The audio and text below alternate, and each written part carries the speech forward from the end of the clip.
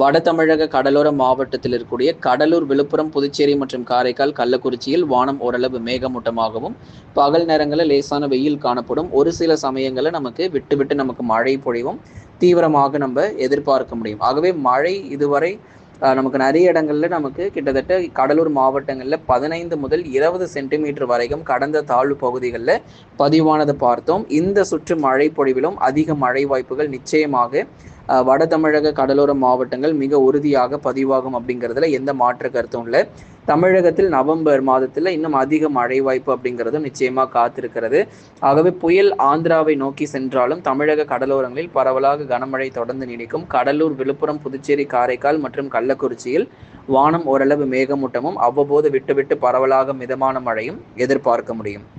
அடுத்தபடியாக டெல்டா மாவட்டங்களில் அதிக பாதிப்புகள் மற்றும் சேதங்கள் கிடையாது. தஞ்சை, நாகை, திருவாரூர், அரியலூர், பெரம்பலூர்